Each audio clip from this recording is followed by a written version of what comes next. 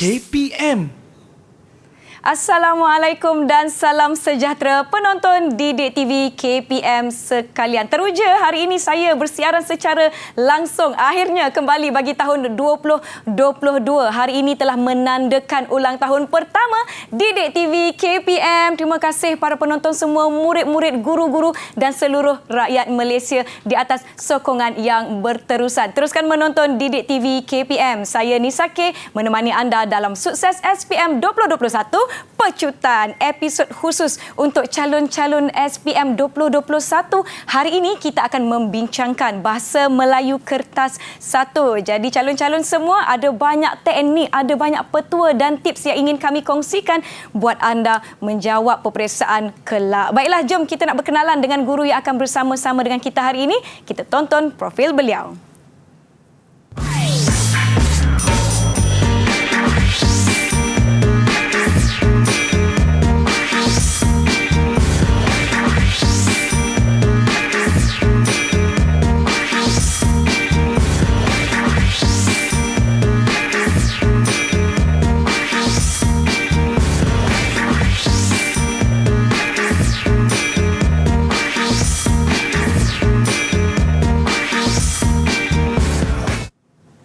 Ayuh kita persilakan Cikgu Asfariza dari SMK Kampung Soeharto, Selangor. Hai Cikgu, Assalamualaikum. Waalaikumsalam. Apa khabar? Cikgu sihat, Cikgu? Alhamdulillah sihat. Nisa bagaimana? Saya sihat, ceria dan bertenaga. Saya harap murid-murid di rumah semua pun dah tak sabar untuk slot kita hari ini, Cikgu. Jadi kita nak fokuskan kepada murid-murid di rumah, khususnya calon-calon SPM 2021. Agak-agak adik saya tengok tak kat rumah tu?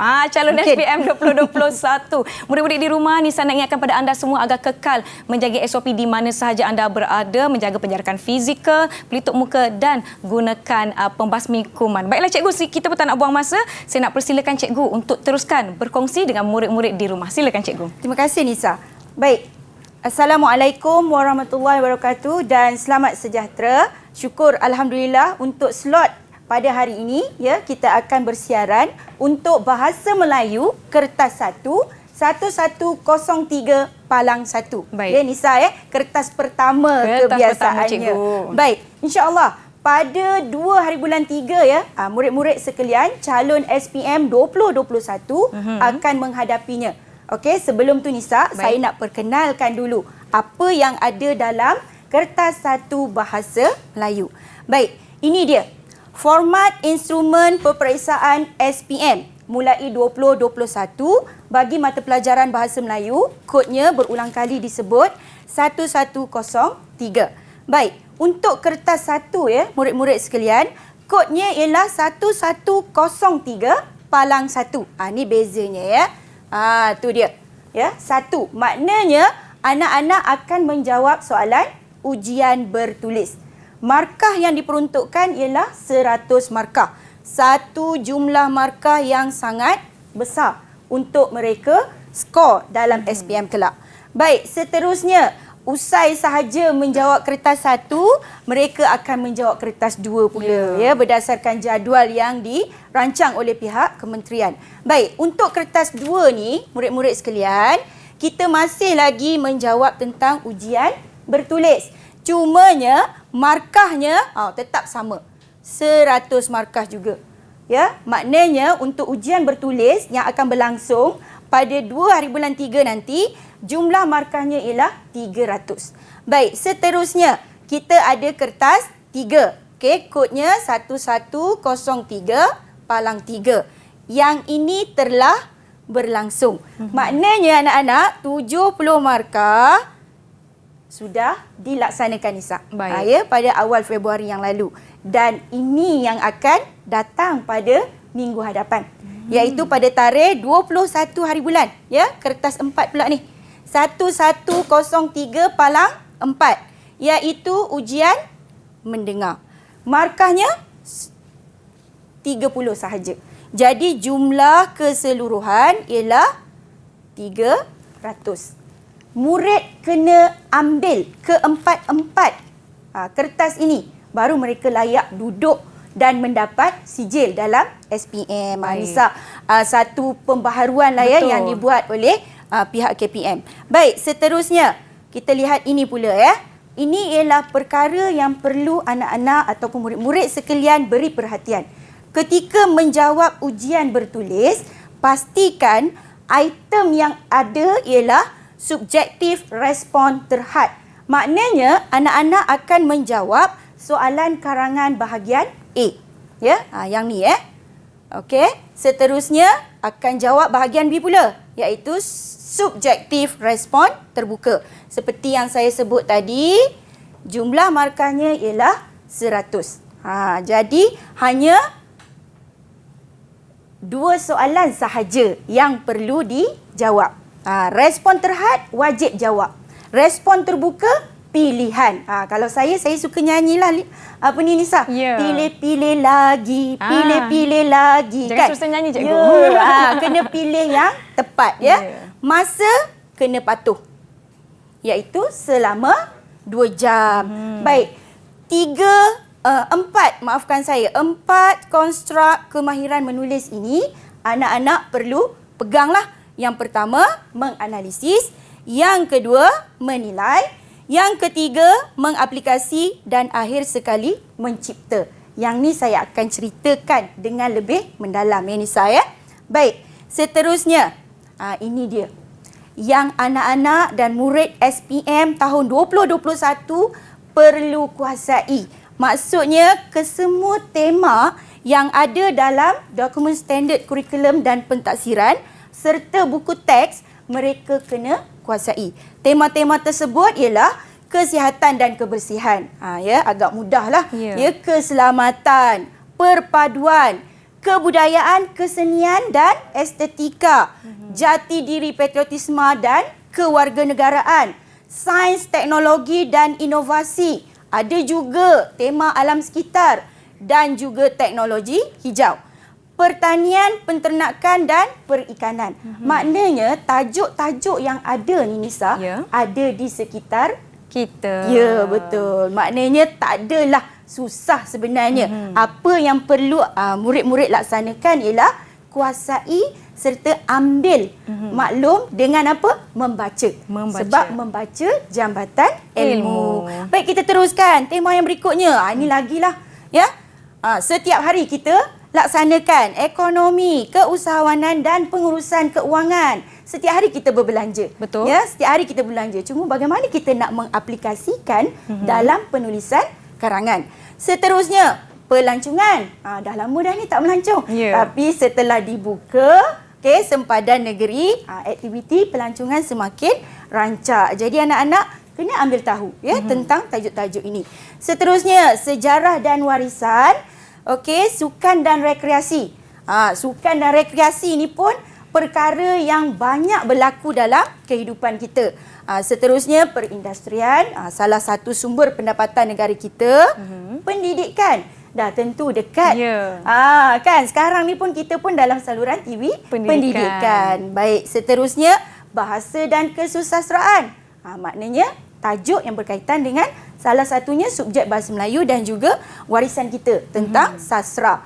Seterusnya, kerjaya. Ya, tema yang berikutnya, kerjaya. Ini adalah untuk masa hadapan sebenarnya. Kebolehpasaran dan kebolehgajian. Akhir sekali, belum akhir sekali. Yang ke-17, integriti. Dan akhir sekali ialah pentadbiran dan politik. Nampaknya murid-murid di rumah, saya harapkan anda semua faham tentang format instrumen kertas satu. Kita akan teruskan dengan topik seterusnya selepas ini. Jangan ke mana-mana, kita berehat sebentar kembali ke Didik TV KPM. Didik TV KPM. Didik TV KPM. Terima kasih kerana masih menonton. Sukses SPM 2021 pecutan buat calon-calon SPM 2021. Jom kita nak teruskan dengan topik yang seterusnya bersama dengan Cikgu Hasfariza dari SMK Kampung Soeharto. Silakan Cikgu. Terima kasih Nisa. Kembali semula ke segmen kedua kita. Baik, fokus kita pada hari ini ialah mengenai karangan respon terhad, iaitu karangan bahagian A. Yang saya sebut tadi itulah ada 2 bahagian, iaitu karangan respon terhad dan juga karangan respon terbuka. Baik, seterusnya kita lihat ya Nisa, apa sebenarnya yang ada dalam karangan bahagian A ini. Yang pertama, murid-murid sekalian kena faham, dalam karangan bahagian A, kombinasi kepelbagaian bahan rangsangan tu perlu ada. Ya, kombinasi tu maksudnya lebih daripada satu. Bahan tu takkan hadir secara tunggal. Ya Nisa, maknanya lebih daripada 1, 2 ataupun 3. 4 tu agak banyak lah. Baik, dari segi masa yang dicadangkan ialah 30 minit. 30 minit ini bersamaan dengan 30 markah. Maknanya murid-murid kena bijak merancang dari segi masa. Baik, dalam bahagian ini hanya satu soalan sahaja yang dikemukakan. Maknanya suka tak suka ya Nisa, murid-murid calon SPM 2021 kena cuba jawab. Kena cuba jawab ya. Tengok kat sini, ada perkataan wajib ya. Dan seterusnya, soalan yang dikemukakan pula adalah berdasarkan kombinasi kepelbagaian bahan rangsangan selari dengan tuntutan di SKP seperti yang saya mulakan tadi dalam slot ya. Okey, paling sikit dah sebut 2 bahan. Okey, dan bahagian ni ya Nisa, akan ada juga soalan berformat. Maknanya bukan karangan fakta semata-mata. Mungkin ada surat kiriman rasmi, mungkin ada email ya, salah satu format baharu, mungkin ada resume dan sebagainya. Bergantung kepada item yang akan dikemukakan. Jadi calon kena kuasailah format yang ada. Dalam apa? Dalam buku teks. Itu rujukan bahan sokongan utama kita. Dan ini anak-anak kena akur. 150 patah perkataan hingga 200. Cantik, cecah 150 lah. Ya, dan cantik lagi, lebih cantik lagi, tidak lebih daripada 200 patah perkataan.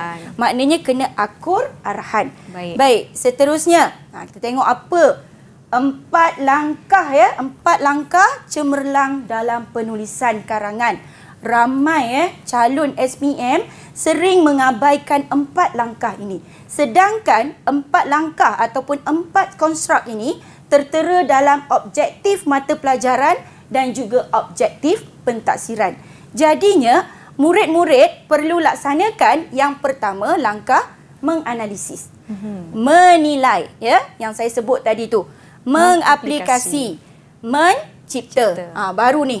Dapat ni lampu ni bisa ya, barulah kita punya pemikiran tu terbuka untuk menjawab soalan. Baik, seterusnya ini kita mulakan dengan langkah 1. Apa dia langkah 1 ni? Menganalisis. Baik, kita lihat soalan yang dikemukakan. Nampak tertera kat atas tu bahagian A. Calon-calon sekalian, nanti bila nak jawab soalan tulis bahagian A ya. Masa dicadangkan ada, markah dicadangkan, okey? Dan kita baca maklumat yang bertulis ini. Kalau dilihat di sini, industri ikan hiasan di Malaysia. Huraikan pendapat anda tentang apa? Masih lagi industri ikan hiasan di Malaysia. Dan murid perlu akur pada perkara-perkara ini. Okey, seterusnya kita lihat bahan yang kedua. Tadi bahan yang pertama ya Nisa. Baik. Ini bahan yang kedua pula. Bahan kedua ni merupakan rencana. Okey, rencana. Jadi murid kena baca. Sebaik-baiknya buat bacaan secara scanning. Dari atas ke bawah. Secara mengimbas cikgu ya. Ya, kita imbas. Ya, kita imbas bacaan petikan ini supaya kita dapat mengecam dan mengenal pasti maklumat yang dibaca. Seterusnya, ini dia. Maknanya kita ada 3 bahan hari ini, Nisa. Ada 3 bahan. Calon kena analisis ketiga-tiga bahan tersebut. Baik, kita teruskan dengan langkah yang berikutnya. Okey? Yang ni pesanan lah ya sebelum beralih ke langkah yang berikutnya. Kepada calon SPM 2021, ingat ya, semua bahan perlu dibaca. Baca yang bagaimana? Dengan teliti. Saya suka sangat dengan teknik bacaan, dengan membulatkan, menggariskan, letak tanda astrik dan sebagainya. Sebab tu adalah teknik bacaan chat. Kemudian, murid kena buat apa? Kena kenal pasti fokus soalan. Maknanya, daripada bahan 1, bahan 2 dan juga bahan 3 tadi tu, mereka perlu kenal pasti fokus. Bagaimana caranya? Melalui kata kunci. Saya rasa dari dulu lagi zaman saya dulu pun cikgu ajar mesti berdasarkan kata kunci. Baik. Semua bahan perlu digunakan. Tadi dah nyanyi, tak boleh pilih-pilih ya. Dan akhir sekali kita kena analisis lah ya. Baik, seterusnya. Ni teknik bacaan yang saya sebut tadi tu Nisa. Tetapi kita hanya laksanakan 3 ini sahaja. Dalam menganalisis bahan. Kalau kita buat kemahiran membaca, baru kita buat langkah T dan juga T. Setakat ni untuk memudahkan calon mengecam fokus berdasarkan kata kunci. Baik, seterusnya. Ini dia yang diperkenalkan. Di kanan saya ada Nisa, di kiri saya pun ada Nisa. Juga. Bukan ada Nisa, ada roda ya. Di sini roda fokus. Roda fokus ni kita letakkan beberapa kata kunci ya untuk menganalisis soalan dalam arahan yang diberi itu. Di sebelah sini pula merupakan ni dia namanya Lollipop Pukelang CJ. Okey, di sini calon akan kenal pasti fokus berdasarkan punca. Okey, kesan ataupun kekangan. Okey, langkah iaitu lang iaitu langkah. C ada 2. Kalau dalam matematik C kuasa 2 lah. Ya, ciri ataupun contoh. Dan J itu ialah jasa. Samalah, ini asal ya, yang ni inovasi daripada Cikgu Lindano. Baik, seterusnya kita lihat.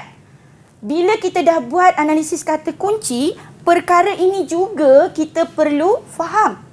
Maknanya ada langkah demi langkah yang kita perlu buat Nisa. Ya. Ini ialah analisis siapa? Sangat dekat dengan calon SPM 2021. Kerana teknik dikemasan MM ini diperkenalkan oleh mantan guru cemerlang bahasa Melayu. Beliau dah bersara tapi masih relevan sehingga ke hari ini. Maknanya kita ada D itu ialah diri, keluarga, masyarakat, sekolah, negara ataupun kerajaan dan akhir sekali ialah media massa. Saya anggap anak-anak ataupun murid calon SPM 2021 sudah mahir tentang ini sebab kita dalam segmen pecutan. Ya, seterusnya. Berbalik kepada soalan tadilah. Ya, kalau dilihat saya dah mula mengenal pasti ataupun menganalisis apa kata kunci dan fokus bahan. Ya, yang warna hijau ni ialah tema sebenarnya. Tema ataupun tajuk. Yang dalam bahan ini ada ikan kaloi, ada ikan gupi, ikan emas dan juga ikan angel. Maknanya ialah contoh. Contoh apa? Contoh ikan hiasan Nisa. Senang saja nak analisis kan? Maksudnya Nisa, kalau Nisa lihat, Nisa sendiri boleh faham. Ya, betul cikgu. Kan? Senang, semudah itu sahaja. Seterusnya, kita tengok bahan yang kedua pula. Saya suka anak-anak kenal pasti ataupun murid sekalian kenal pasti perkataan-perkataan yang boleh murid-murid sekalian cam. Kalau misalnya perkataan menjana, kata kerja menjana ni kan. Lebih membawa kepada fokus apa? Menjana ni kan memberi kebaikan. Ya, betul. Agak-agaknya kalau memberi kebaikan, kita tengok dekat roda ni manalah agaknya kan? Kesan. Di situ ada kebaikan, faedah, kelebihan. Jadi dekat sini dah nampak dah fokus ke atas tu, iaitu kebaikan, sinonimnya manfaat ataupun kepentingan. Kenapa kita perlu pelbagaikan kata kunci? Sebabnya kita nak pemerengganan karangan kita tu kosa katanya luas. Jadi di sini fokus yang nampak, ni dia lah yang kita dapat kenal pasti, yang warna merah ni Nisa. Agak banyak lah ya. Baik, seterusnya bahan 3. Ya, kita kena bergerak pantas sikit. Seterusnya ialah bahan 3. Di sini, kalau tadi saya guna kata kerja, sini pun sama. Bila meningkatkan, bermakna memberi kebaikan kan? Memajukan, kan? Menetapkan. Jadi semua ini sangat membantu untuk kita faham. Faham apa? Faham fokus yang kita lihat dalam bahan. Dan ini merupakan kata kunci. Untuk membantunya. Jadi di sini kita dapat kenal pasti fokusnya ialah langkah. Inilah lang. Pukelang si J. Okey, seterusnya. kita teruskan. Masih lagi tentang analisis soalan. Saya sebenarnya murid-murid sekalian tak perlulah ikut apa yang saya tunjuk pada hari ini. Pegangannya ialah guru di sekolah. Ini hanyalah panduan. Dan ini nama sahaja yang berbeza ni tapi hasratnya sama. Betul. Yang pertama kita masukkan tema. Tugasan bahan 1 kita pindahkan contoh ikan hiasan. Bahan 2 kebaikan industri ikan hiasan. Jangan lupa tajuk ataupun tema tadi tu. Bahan 3 langkah memajukan ikan hiasan. Kenapa saya letakkan tema pada hujung ini? Supaya calon tidak keliru. Sebabnya kita nak menjawab kehendak soalan. Kena dengan tema Dan golongan sasaran di sini, jika nak nampakkan karangan kita tu jelas dan matang, kita letaklah pihak yang bertanggungjawab. Kalau di sini kita lihat pengusaha ikan lah. Takkan kita nak letak pengusaha keropok kan? Betul. Tak sesuai, tak tepat. Jadi kita letak pada golongan sasaran yang betul, tepat dan kena dengan situasi. Begitu juga dengan Jabatan Perikanan Malaysia. Baik, ini langkah 2, menilai Okey, kita nilai balik. Okey, berdasarkan bahan ini, apa sebenarnya yang kita nak fokus? Tadi Nisa saya dah sebut apa? Tak boleh pilih. Tak boleh pilih. Maksudnya ketiga-tiga ni kita boleh ambil. Tetapi maklumat dalam bahan kita boleh pilih. Itu sebenarnya yang murid-murid kena buat. Rata-rata murid keliru apa tahu? Menilai ni.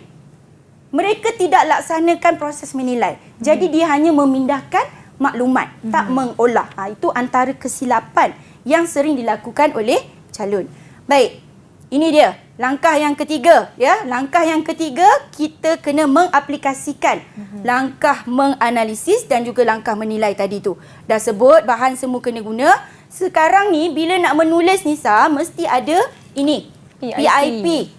Ada pendahuluan, ada isi, ada penutup. Barulah pemerengganan karangan kita cantik. Dan di sini ketika mengaplikasikan, pastikan huraian isi jelas. Okey, huraian isi yang jelas dan kena akur dengan patah perkataan. Dan akhirnya kita dah sampai ke langkah keempat, iaitu mencipta. Jadi di sini Nisa, inilah perenggan pendahuluan yang dicadangkan. Saya tak tunjukkan teknik bagaimana nak bina ayat demi ayat, tetapi saya beri perkara asas. Kebiasaannya untuk pendahuluan kita sebut tentang tema ataupun tajuk secara umum, ringkas. Kemudian kita kaitkan dengan isu ataupun masalah yang berlaku mengenai tajuk ataupun tema dan berilah huraian. Kemudian masuklah ayat kehendak, iaitu ayat soalan lah. Okey, yang berikutnya, ini isi bahan 2, cadangan sahaja Okey, apa yang saya pilih?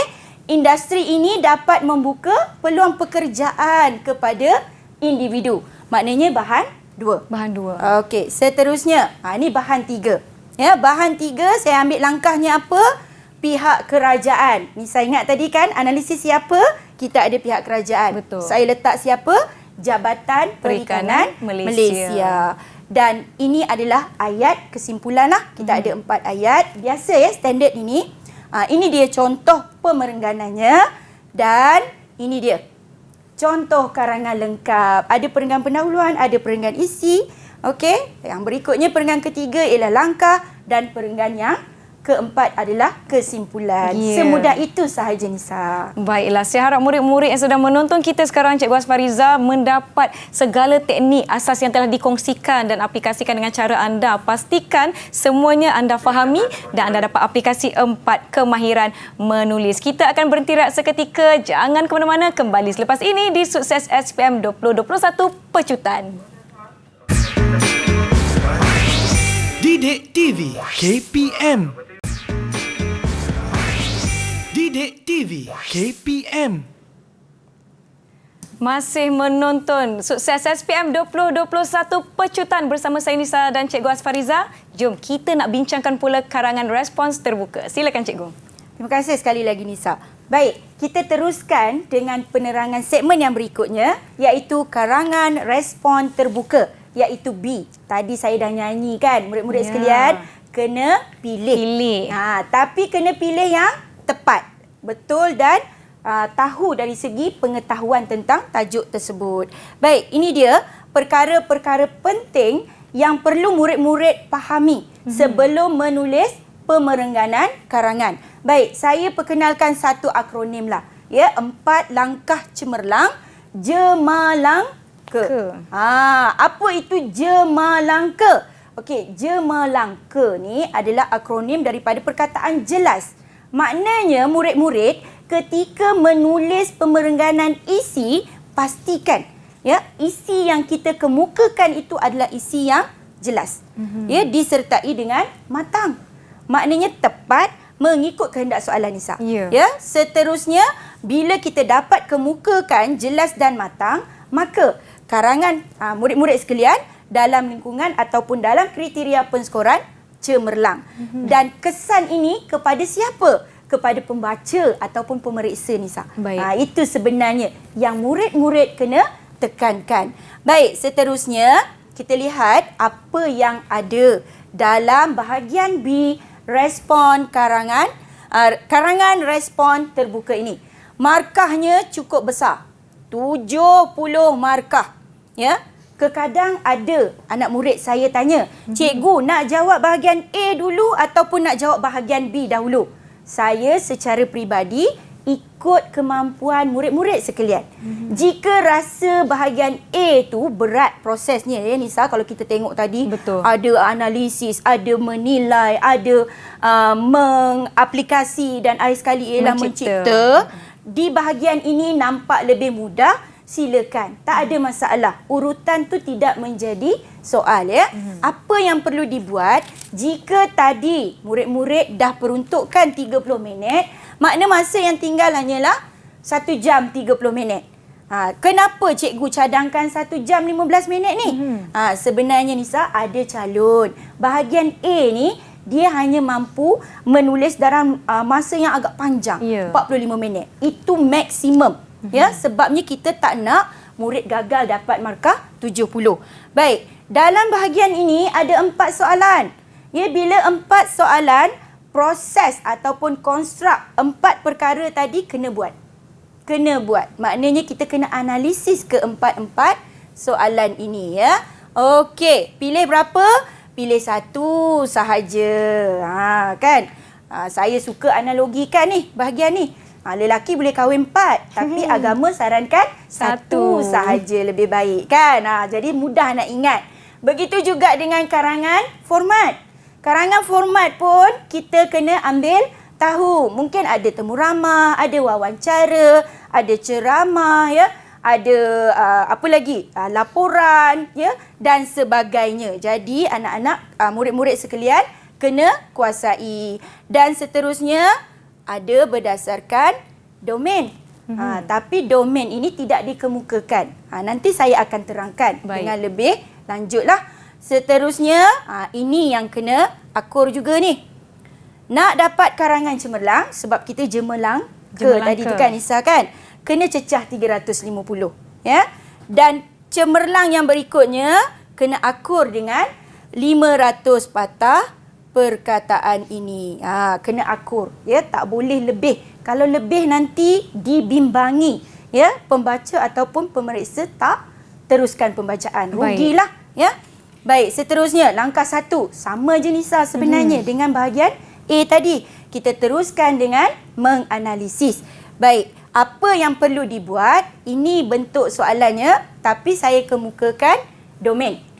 Domain ini ialah domain peribadi. Mudah sahaja nak cam apa itu domain peribadi. Sekitar tentang diri murid-murid. Dan persekitaran kita. Tak susahlah. Maksudnya kebiasaannya lah, berdasarkan pemerhatian saya sebagai guru, calon suka jawab domain peribadi. Sebab dekat dengan mereka. Baik, tema yang saya pilih ialah sukan dan rekreasi. Kenapa soalan 2? Sebabnya soalan 1 tu domain yang lain. Jadi saya petik sahaja. Baik. Murid-murid, bila nak buat menganalisis soalan, kena baca. Sekali lagi Nisa, ya, kena baca. Begitu juga anak-anak dan murid-murid di rumah. Ya, kena baca soalan dengan teliti. Dan ini bukannya soalan, ini ialah stimulus. Ya, stimulus yang dikemukakan dengan tujuan untuk membantu calon faham apa yang dikehendaki. Okey, setiap manusia mempunyai hobi. Betul. Saya ada hobi. Nisa ada hobi. Okey, seterusnya memenuhi minat dan mendapat keseronokan. Memang itu tujuan kita. Itu dah bagi idea dah tu. Kalau saya jadi calon, saya dah nampak dah. Wah, ini adalah mengenai hobi. Okey, seterusnya kita hurai lagi ya. Maklumat yang diberi di sini, ada hobi percuma, ada hobi yang memerlukan perbelanjaan. Kalau yang percuma biasanya kita tak perlu mengeluarkan kos kan. Kalau perbelanjaan, kalau suka ke gym kena bayarlah. Betul. Melainkan gym disediakan oleh pihak ataupun kawasan perumahan. Seterusnya, diberikan pula ya, aktiviti riadah ini mendatangkan kesan. Bolehlah nak bulat sambil-sambil. Apa kata-kata kunci yang kita dapat temui dalam stimulus berdasarkan ini tadi. Ni ada kesinambungan sebenarnya murid-murid sekalian. Ya, Pukelang si J. Okey. Mendalam ya, kesan yang mendalam kerana hobi memastikan masa seseorang itu digunakan sebaiknya. Kalau di sini kita dah nampak fokusnya tau. Fokusnya apa? Kalau tengok kat sini dah ada dalam soalan. Walaupun tak baca lagi. Sebabnya manfaat sama. Cuba tengok kat sini. Kan? Kesan, kebaikan, faedah, kelebihan. Kesan positif, kepentingan, manfaat. Jadi murid-murid sekalian, biasa-biasakan diri untuk faham ya tentang roda fokus dan juga lollipop Pukelang si J ni. Okey, seterusnya kita tengok apa yang ada lagi. Ini ialah stem. Ya, ini ialah stem.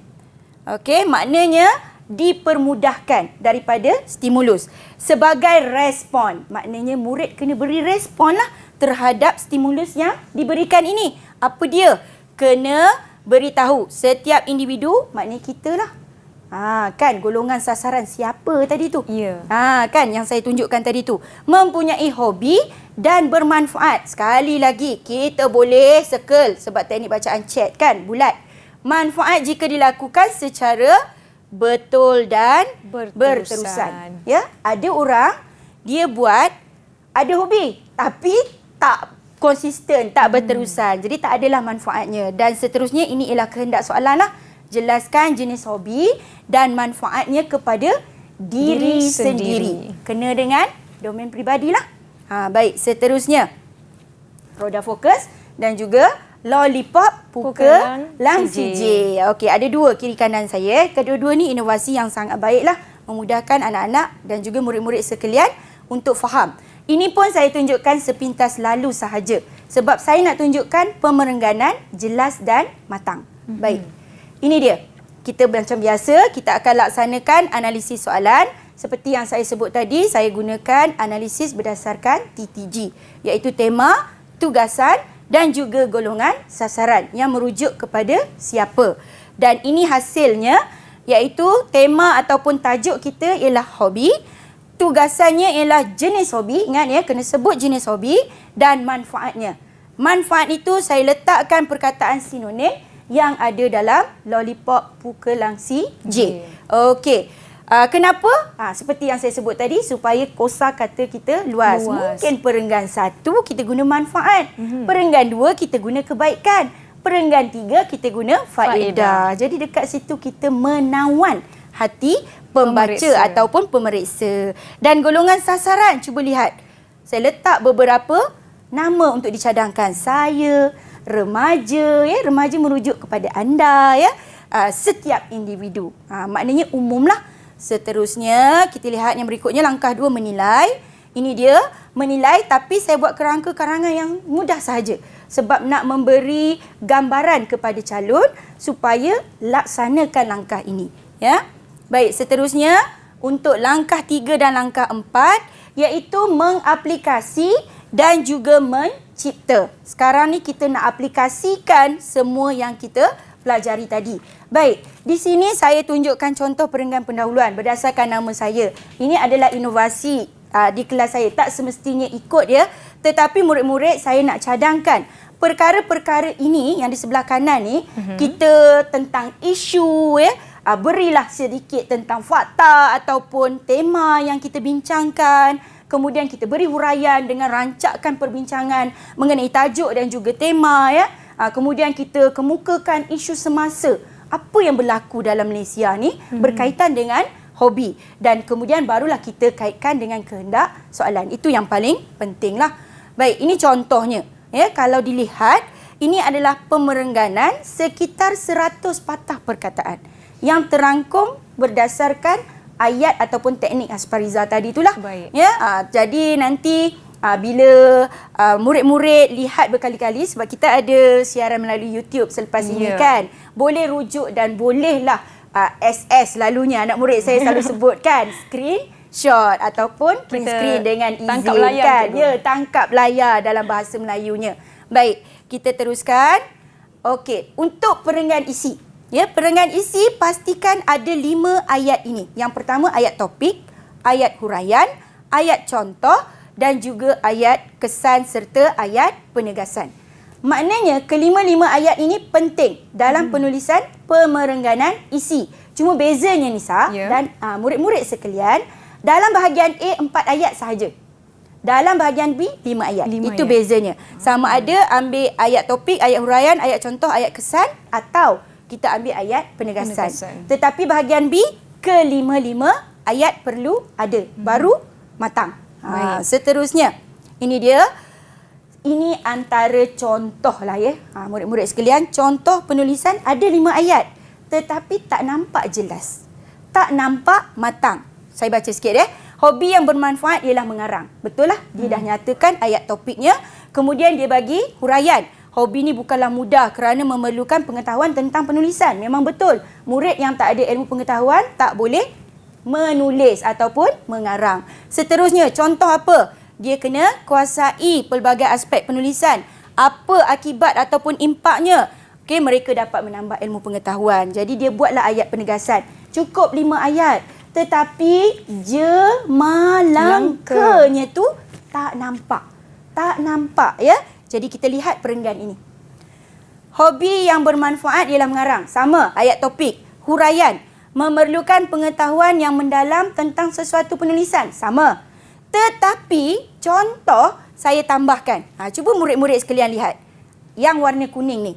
Mereka perlu mempelajari aspek penulisan ketika menghasilkan. Kita beri contoh yang jelas. Apa dia? Cerpen, drama, lagi apa lagi? Puisi. Novel, puisi, rencana dan juga esei. Bila pemeriksa ataupun pembaca-baca, wow sangat. Tertarik dan menarik. Okey. Kita beri ayat implikasi yang keempat. Apa dia? Cuba lihat perkataan yang kuning ni. Ya, kuning tak berapa kuning lah ya. Okey. Apa dia? Menambah ilmu pengetahuan dan pengalaman. Kalau tadi sampai sini saja. Nak nampakkan jelas dengan matang, apa dia? Ketika menyertai pelbagai pertandingan. Peringkat apa? Sebut sekolah, daerah, negeri dan kebangsaan. Malah sehingga peringkat antarabangsa. Jadi kita boleh kukuhkan ayat kesan tu dengan pencapaian markah dalam pentaksiran aktiviti co-curriculum, iaitu pentaksiran aktiviti jasmani, sukan dan kurikulum. Okey, seterusnya kita buatlah ayat penegasan. Okey, ini dia yang berikutnya, perenggan penutupan. Saya gunakan teknik kecumgah. Ya, ayat kesimpulan, ayat cadangan, ungkapan menarik, golongan sasaran dan juga ayat harapan. Okey, ini pemerengganannya. Ini dia, sepanjang ini sahaja. Jadi itulah sebenarnya Nisa ya. Untuk dapat jemalangka tu ialah kita kena beri isi yang jelas, matang dan memberi kesan kepada pemeriksa ataupun pembaca. Begitu juga dengan anak-anak ataupun murid-murid di rumah. Baiklah, murid-murid di rumah selain daripada menguasai segala teknik yang telah dikongsikan, tips dan sebagainya, saya yakin sangat penting untuk kita sama-sama peka dengan isu-isu semasa bagi membantu anda memantapkan lagi penulisan. Kita akan berhenti seketika, kita akan bincangkan topik seterusnya di segmen selepas ini. Jangan ke mana-mana, jumpa di Sukses SPM 2021 Pecutan. Didik TV KPM. Didik TV KPM. Kembali menonton Sukses SPM 2021 Pecutan. Jom kita nak bincangkan soalan contoh mengikut domain. Silakan Cikgu Aspariza. Terima kasih sekali lagi Nisa. Kita teruskan dengan segmen soalan contoh mengikut domain. Seperti yang saya sebutkan pada sesi awal tadi. Baik. Sebelum itu saya nak perkenalkan dahulu apa itu domain. dalam soalan karangan bahagian B, iaitu respon terbuka. Ada 4 domain. Yang saya sebut tadi, yang pertama ialah peribadi. Peribadi ni maksudnya yang melibatkan diri sendiri, ya, berinteraksi dengan keluarga, kawan-kawan, jiran dan masyarakat sekeliling. Maknanya untuk domain peribadi ni agak mudah, ya. Dan ke-18, ya, 18 tema yang ada tu semua boleh dikaitkan dengan domain peribadi. Jadi murid kena kuasailah, ya, domain dan juga tema di SKP. Seterusnya awam. Ya, domain awam ni apa pula? Kita kena berurusan dengan perkhidmatan. Misalnya, saya nak berurusan dengan satu badan awam. Misalnya Jabatan Perikanan Malaysia. Jadi bagaimana saya nak perlu berurusan dengan mereka? Itu yang kita kena tahulah, ya. Seterusnya badan pentadbiran, ya. Aktiviti sosial. Ini melibatkan NGO, iaitu badan bukan kerajaan dan juga badan kerajaan. Dan juga apa? Budaya dalam masyarakat. Yang ni mungkin skop daripada tema tu agak sempit ataupun terhadlah, ya, Nisa dan juga murid-murid sekalian. Tetapi ini adalah antara tajuk pada saya lah, agak mencabarlah, ya, untuk pengetahuan murid. Seterusnya pendidikan. Maafkan saya, pendidikan ni lagilah, ya, dekat di hati. Setiap hari siapa yang memakai baju sekolah, uniform sekolah, seawal darjah 1 sampai tingkatan 5, domain ini sangat mudah, ya, berkaitan dengan ilmu pengetahuan dan kemahiran khusus. Contoh, kita PDPR hampir 2 tahun kan. Calon SPM tahun ni hampir 2 tahun PDPR. Domain ini sangat dekat di hati mereka. Betul, Cikgu. Tentang internet, ya, aplikasi dan juga pelaksanaan PDPR di rumah kan. Seterusnya, kerjaya. Dah sampai peringkat SPM ni, KPM nak anak-anak ada keboleh gajian dan juga keboleh pasaran. Dan kita tak abaikan keterampilan berbahasa. Maknanya kita ada persediaan ini. Mungkin ada yang selepas SPM bekerja. Betul. Ada yang akan melanjutkan pelajaran. Jadi kena sebutlah, ya, berkaitan dengan aktiviti yang melibatkan persediaan menyertai alam kerjaya. Kalau nak bekerja sebagai jurutera, kena sambung belajar. Kan? Kena kuasai dulu ilmu dan buat persediaan untuk alam pekerjaan. Baik, ini contoh domain peribadi. Tadi pun dah buat dah domain peribadi. Tapi ini contoh yang lain. Contoh ini saya pilih untuk apa tahu? Tulis sebuah cerita pendek. Apa itu cerita pendek? Cerpen. Nisa ingat kan? Nisa minat tak dengan cerpen ni? Sangat minat. Sangat minat, ya. Okey. Kita tulis cerita pendek yang menarik berdasarkan peribahasa ni. Carik-carik bulu ayam, lama-lama bercantum juga. Yang ni calon kena hati-hati. Kadang-kadang mereka salah faham. Salah tafsir tentang maksud peribahasa ni. Seronok nak jawab domain peribadi, tak faham kehendak soalan. Jadi kena tengok kat sini. Ya, pergaduhan. Samalah macam tadi kita buat 4 perkara tadi tu. Ya. Seterusnya, apa lagi? Di sini saya pesan sikit kat situ, ya. Cerpen ditulis mengikut penceritaan masing-masing. Asalkan menepati maksud peribahasa. Okey? Kemudian, apa dia maksudnya di situ?